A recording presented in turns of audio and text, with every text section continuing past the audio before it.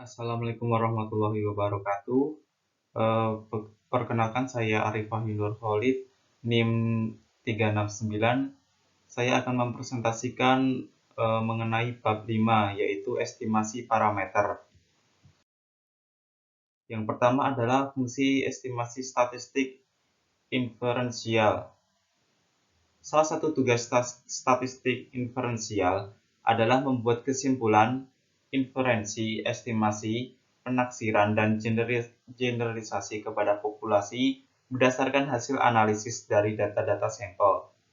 Taksiran ini haruslah dibuat secara benar sehingga tidak ada bias yang dihasilkan dalam menaksirkan sebuah analisis.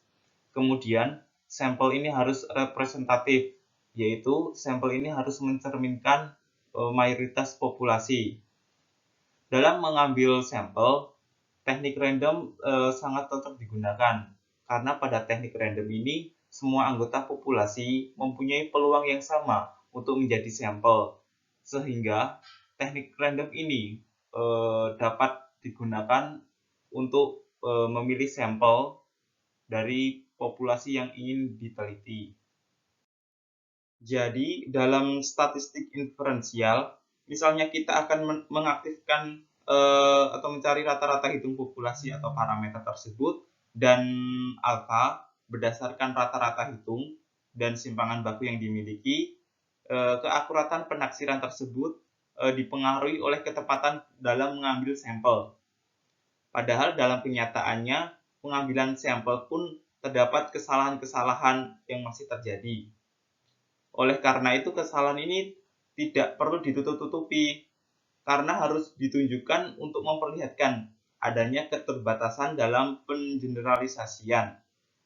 Kesalahan inilah yang disebut sebagai dengan kesalahan sampel, dan ini akan membawa konsekuensi kepada adanya kesalahan generalisasi.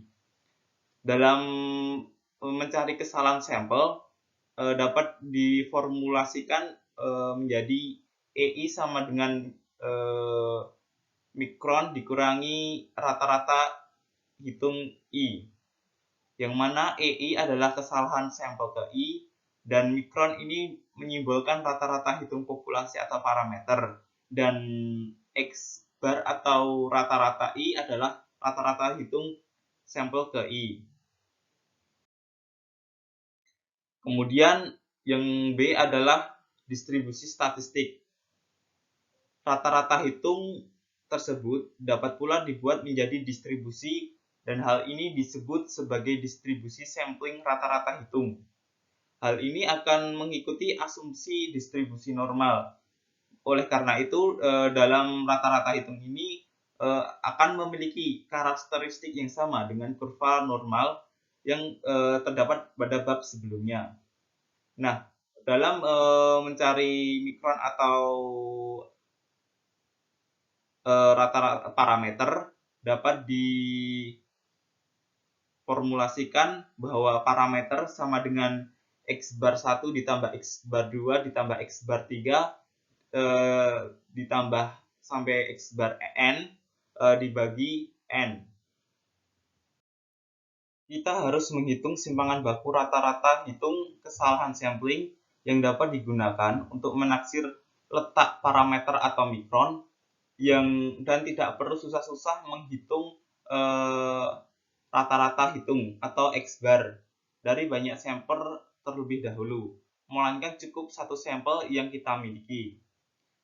Formula simpangan baku yang dihitung dari data mentah dapat diformulasikan Sx bar sama dengan S atau simpangan baku yang dihitung dari data mentah dibagi akar N-1, di mana N adalah jumlah subjek objek sampel.